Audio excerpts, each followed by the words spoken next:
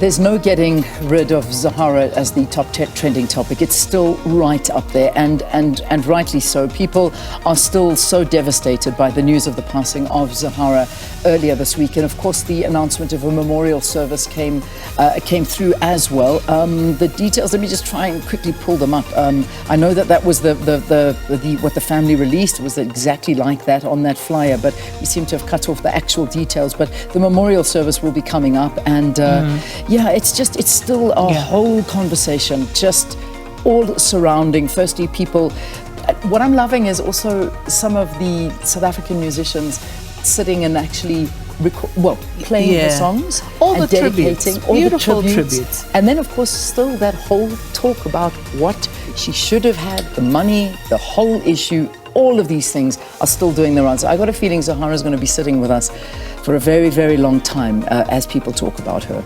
Indeed. All right, moving on to the next one. That one is #Praveen, of course, the Minister of Public Enterprises.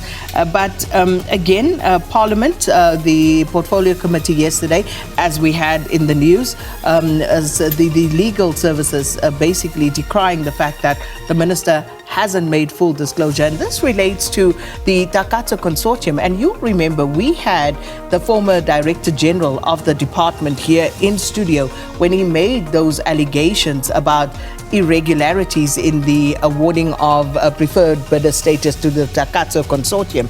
He made some very serious allegations, took that to Parliament as well. And then I know there was a while before the Minister ultimately got there, but ultimately legal services saying there are still documents that he hasn't basically given to them. So even if he says that those are confidential documents, they should still be able to have sight of it as the oversight body, and they can then decide whether that is fit to be released to the public or not. So this is the story in the main around the Public Enterprises Minister. All right, okay, so that's Praveen's trend. If I may just step back to the Zahara, I found the full actual details, and that memorial service is actually taking place today. So the memorial service is today. It's happening at the Rhema Bible Church from 11 to 2 o'clock. So that was just that little bit that was missing off of there. So it is happening today, the Thursday, the 14th of December. And just to conclude, Praveen, the South African Cabin Crew Association has also called for his resignation because of the lack of full disclosure with regard to the documents for that SAA deal. All right, so Takealot. Takealot always seems to trend at this time of the year when Christmas shopping is on full force, and people are now taking note of some of the prices that Takealot are putting out there, and a lot of people doing some screenshots. I mean, for instance, this is from one of the users, Ivan Sambo, saying he looked at a fridge. It was a Hisense fridge.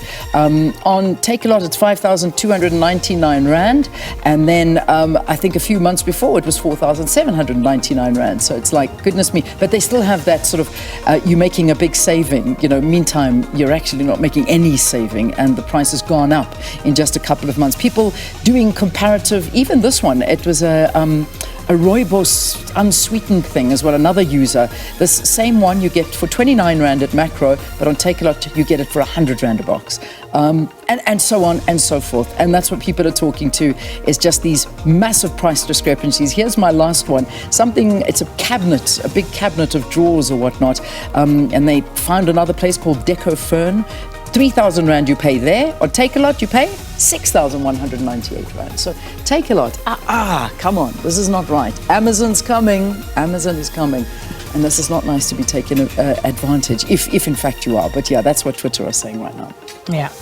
All right, the final one is Cape Independence. And this, of course, a very political one with regard to next year's elections and all the money that is being thrown about in order to persuade certain people, certain political parties to, move one way or the other.